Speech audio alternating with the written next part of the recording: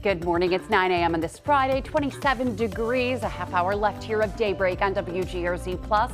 And we begin with some news that we've been following all morning long. The Senate is moving forward on plans to fund the Department of Homeland Security.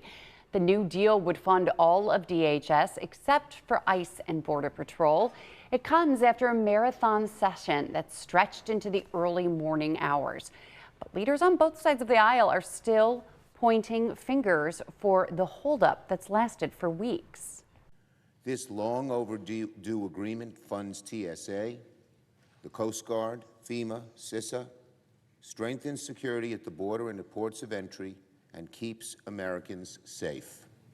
This could have been accomplished weeks ago if Republicans hadn't stood in the way. Because it's now clear to everyone, Democrats didn't actually want a solution. They wanted an issue. Politics over policy. Self-interest over reform. Pandering to their base over actually solving a problem. And the bill now moves to the House, but Congress members are getting ready to leave town for spring recess today. This morning, we're working to learn more about why part of the 190 South was closed off for much of the early morning hours. The right lane was closed by the Elm Street exit, that's number 6, but things are clear now. There was a lot of police activity, though, from about 5 to just before 7 a.m. on the right side. We have not gotten details on why it was shut down for so long, but police are saying that it was not an accident, but it was police activity. The outpouring of support continues for TSA workers at the Buffalo airport. Earlier this week, we saw people drop off gift cards, then there were Pollard's Donuts, and now the barber shop inside the airport is offering free haircuts for those who are not getting paid. The owner says it's about supporting the people who help keep travelers safe every day. They make sure that they feel appreciated during this difficult time. It's same team, you know. TSA, I work in the airport, they still come in, they didn't get a paycheck, so I think the right thing to do to help everybody. It's same team, one for the team. And the owner says it builds on his long-standing policy of always providing free haircuts to active military members. We're following a story out of the city of Tonawanda where a police chase ended in tragedy. Police say an officer spotted a driver committing a traffic violation early yesterday morning near Main and Niagara Streets. They say the driver then led officers on a chase into North Tonawanda before getting out and running and then jumping into the Erie Canal trying to escape. Police tell us that officers threw a water rescue bag to the man, but he lost consciousness as they were pulling him to shore. They began life-saving efforts, but the 36-year-old did not survive.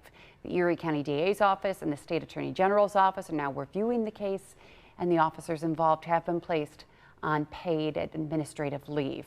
Police are not releasing the man's name. A judge has ruled that a former DEA agent convicted of accepting bribes from drug dealers can hold off on reporting to prison for now. Joseph Bongiovanni will be allowed to remain on home confinement until after an appeals court hears his case. Bongiovanni was sentenced to 5 years in federal prison back in January. The jury found him guilty on 7 counts relating to obstruction. After yesterday's ruling, Bongiovanni hugged his lawyers when the judge made his decision. They argued that their client posed no flight risk, noting the crimes he was accused of and convicted of were not violent in nature. Well, if you've been to the gas station in the past few weeks, you have definitely felt the impact of the conflict overseas. And a new move from the Environmental Protection Agency signals that relief could be on the way. The EPA announced a temporary summer waiver allowing gas stations to sell E15. That's a gasoline blend containing 15% ethanol rather than the standard 10%. According to the EPA, the move is designed to increase supply and support domestic biofuel producers. They say using more ethanol in gasoline stretches fuel supplies. And we spoke with a local expert to break down what this means for drivers and the local economy. We're reducing the gas price that we're going to be paying at the pump. So, it's just going to reduce prices of gas right now. So if we're facing an increase of gas prices of $1 in this last month, we should probably expect that gas prices would go down as a result of this waiver. And experts say while E15 can help lower prices, there are some drawbacks. It can increase air pollution during the hot summer months, it might not be safe for some older engines, and it could drive up corn prices, which could impact food costs. The waiver takes effect May 1st. And here's a look at current gas prices this morning. The national average is sitting at $3.98 for a gallon of regular. That was the same price as yesterday, but it rose by $1 since last month.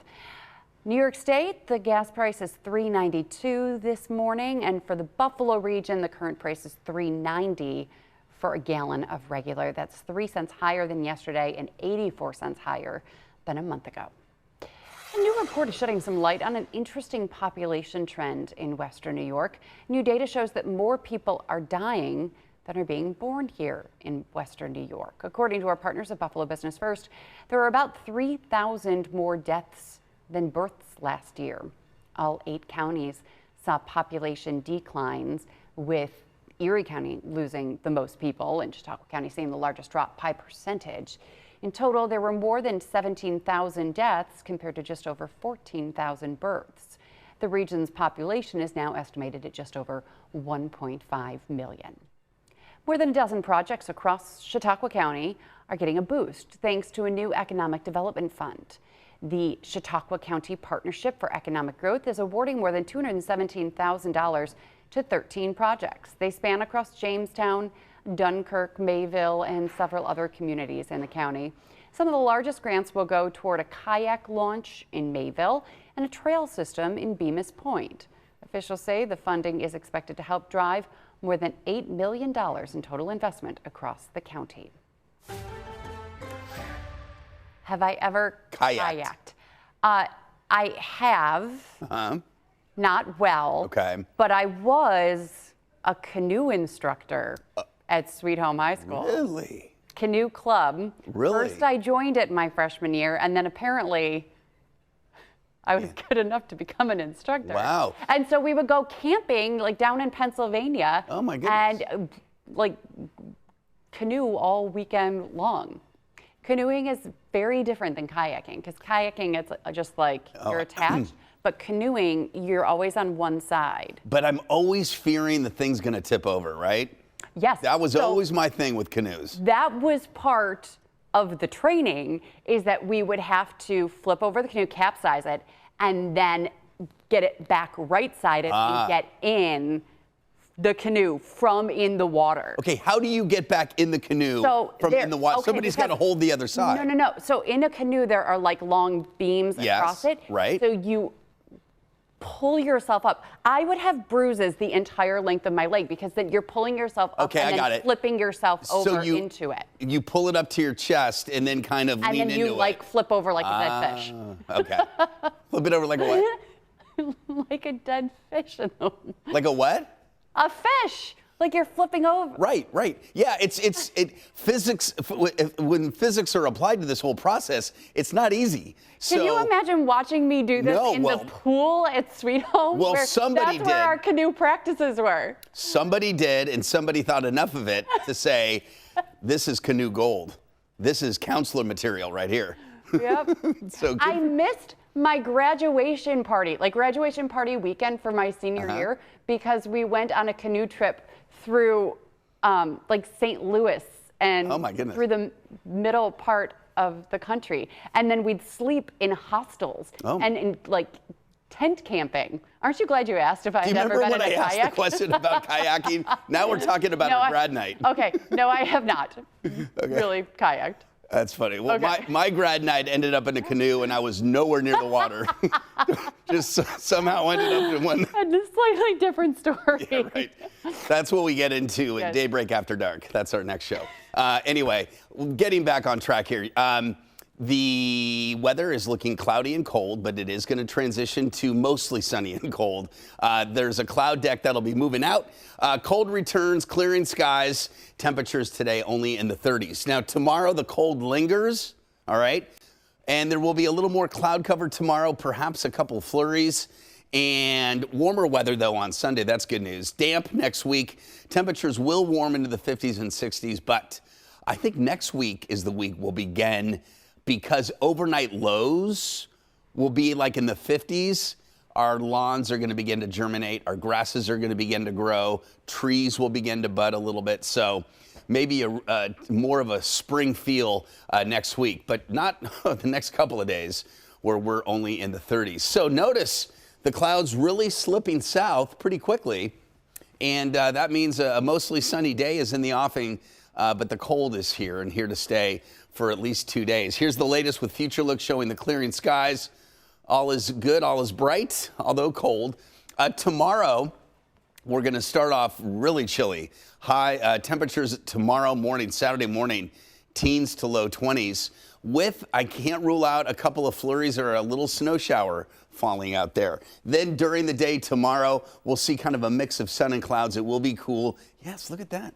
Some lake effect snow showers out towards Oswego, and maybe a couple of lake enhanced snow showers around in the hills around here. So high temperatures today in the low 30s, tomorrow low to mid 30s, but then come Wednesday, we're closer to, did I say Wednesday? Sunday, we're closer to 50 degrees under mostly cloudy skies. Another dry day. So we're stringing together a couple of dry days on what has been a very wet March.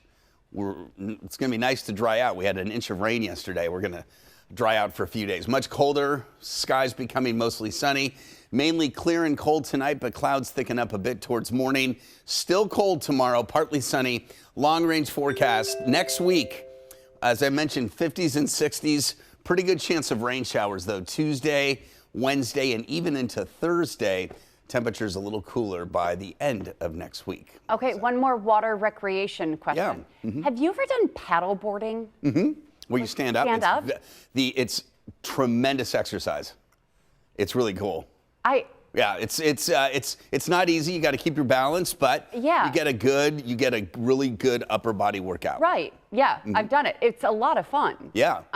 But the standing up is the yeah is the tough part. You know, once you're up, it's like okay, it's fine as long as there aren't any waves either. But yes. I did it in Florida, like through the mangroves in Tampa. Oh, how pretty. In Fort Myers or Naples. It was great. But then I did it at Hideaway Bay, which is that resort by Sunset. Yeah. And so there's like a little area where there are no waves. And so paddleboarding is very, very easy. But then I went out into the lake and that got much trickier with going with the current was fine, but against it, then it was a workout. Yeah. It's a lot of fun. Again, yeah, you need the balance. Yeah. But once, it's kind of like with surfing. Once you kind of get it, you get it. When so the first couple times, it's like water skiing. When you get up, you learn. You get up. Yeah. So once you learn the paddleboard, I don't know why I'm swaying with my knees, but it just seems like it works here. Like once you get it, you'll never lose it. You'll be able to do it. Do you think if you got a surfboard now, you could surf? Oh yeah, but I don't know if I would do what I used to do, like wave size in places where I would go, which were kind of risky.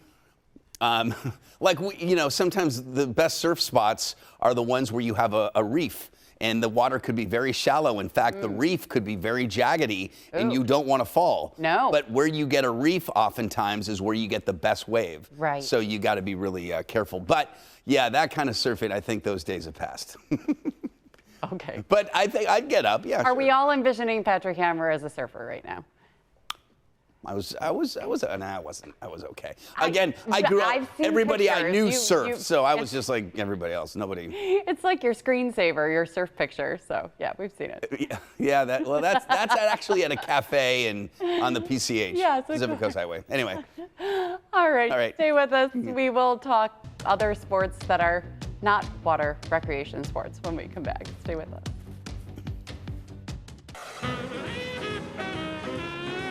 Take me out to the ball game. It will be happening later today. 7th inning stretch at Salem Field. You'll be hearing this song. Yeah, this is Salem Field right now, a live shot, but later this morning. How many hours? 3 hours from now? It's 9 o'clock. Yeah, 9, 3. 11, 12, 1. 4 yes, 4 hours from now. Fans will be packing into Salem Field for the first pitch. It's 1:05. They're playing against the Scranton Wilkes-Barre Rail Riders. There's going to be giveaways. The ceremonial first pitch is Buffalo Joe Andreessen. He's all over the place right now. He was just a variety telethon with us, and now he's going to be throwing out the first pitch. family fun all weekend long. Kids get to eat for free this weekend, and their tickets are only $10 this weekend. But Daybreak's Natalie Foss was at the ballpark this morning to show us what we have to look forward to this season. It's a big day for baseball fans here in Buffalo. It's opening day for the Bisons, the earliest opening day in history, one day earlier than last year. And I'm here with Pat. Pat, how excited are you for baseball season this year? I'm finally glad that it's here after all this preparation and planning all winter. See the Blue Jays go to the World Series last year, and then you have months to kind of sit and wait around for this day to come. So I'm excited for the 105 first pitch. And we have some exciting things going on this year. You know, obviously today's opening day, there's a lot of excitement with that magnetic schedule giveaway, the 50-degree guarantee, but we also have lots to look forward to the rest of the season as well. So kind of take us through here. Yeah, we've got Cosmic Baseball here at the ballpark this summer, a great non-game day event.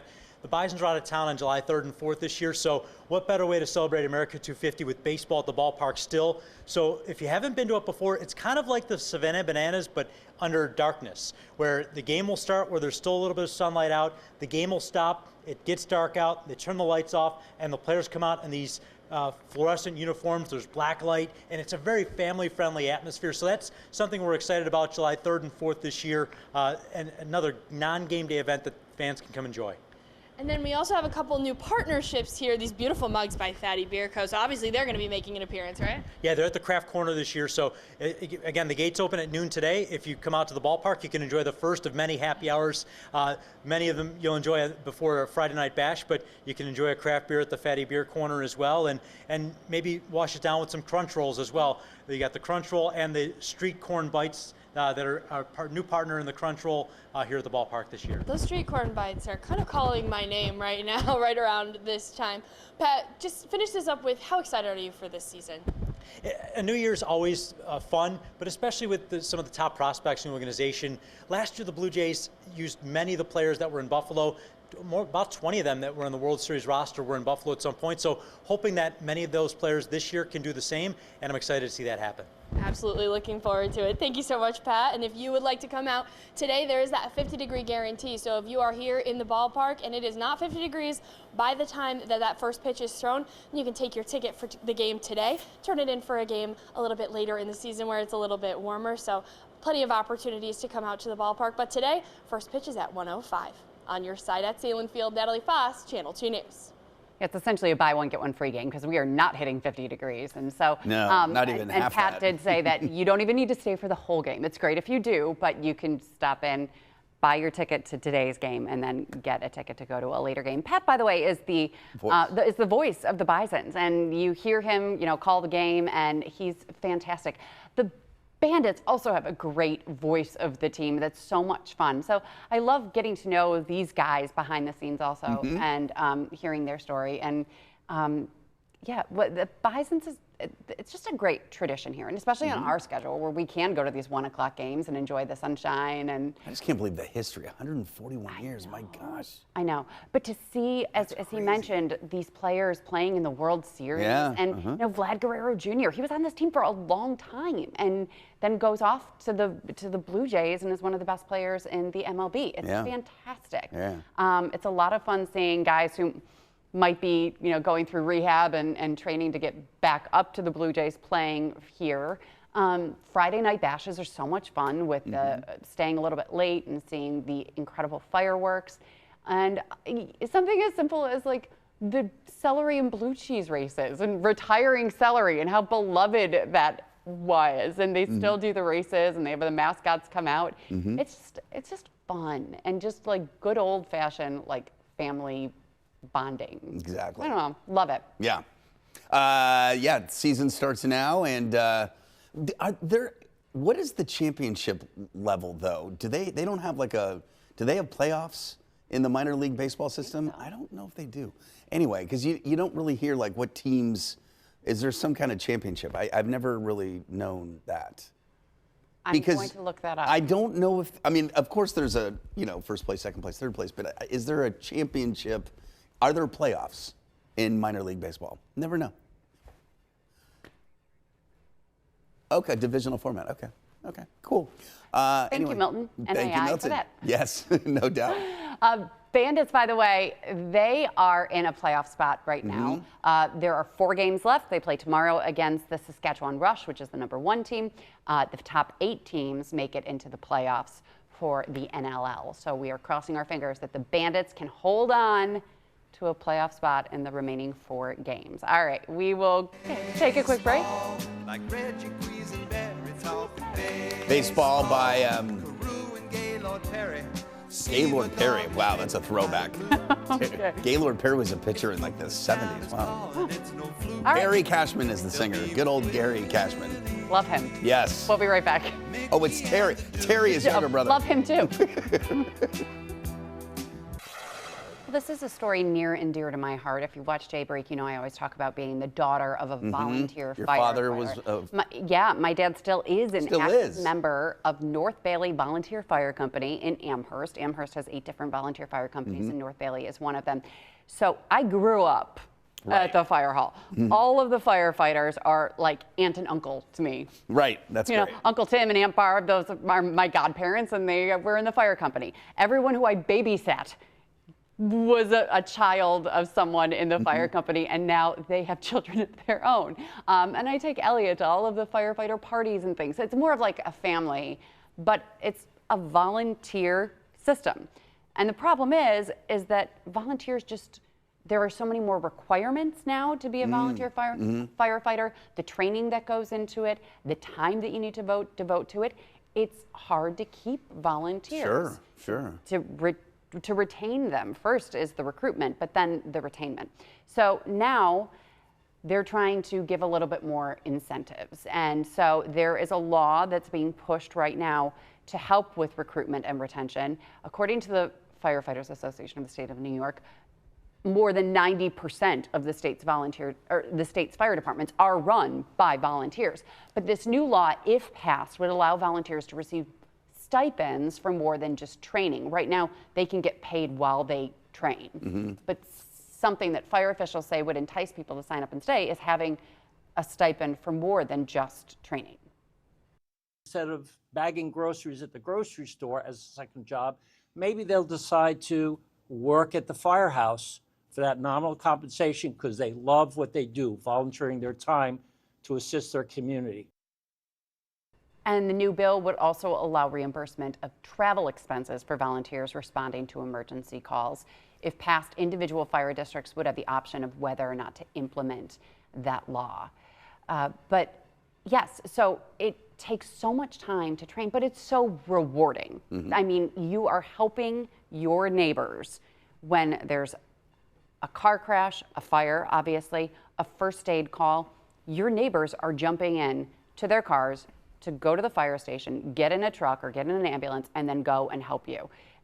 It's such an incredibly rewarding And something job, and it's not even a job. Yeah, I had never even heard of it until I moved here because it's not In California, everywhere. everyone gets paid for to be a firefighter. Yeah, I mean, there might be some kind of, but that's what makes this such a special breed of people that do volunteer their time and save lives. And they have fun. I mean, they have their softball leagues and their bowling leagues and family parties. And the parties at the fire hall are sometimes notorious. They're great. Right. They're a lot of fun. I remember, oh my gosh, on the first big screen TV I've ever seen in my life. I was 8, 9, 10 years old. It was on the ground. Do you remember these big screen TVs It was that a are piece on? of furniture. It was furniture. Right. This was in the club room at the fire hall, and we watched Super Bowls there. Ah, right. Every year, that's where we would gather, and everyone would watch. But you remember those big TVs? If you were on the side, you couldn't see. anything. Couldn't see a thing. You had to be surrounded straight in on. wood.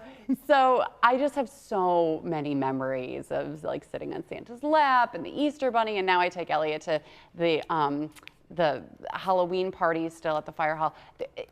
It's so wonderful. If you want to volunteer, if you have the time, think about going to volunteer at your local fire hall. I'm so fortunate that was the way that I grew up. And there are so many generations of firefighters, but that's the problem also. There are so many members that are aging out now, and their children may or may not be members also of the fire company. Who funds, though, the new, like there's new fire stations. There's one in, what is it called? Big Tree. It's in Yeah, Hamburg. It's a brand new facility. It's fight gorgeous. for grant money. Right, so that's grant money that built that? Right, and you'll also see that New they'll put engines flyers in the mail to donate.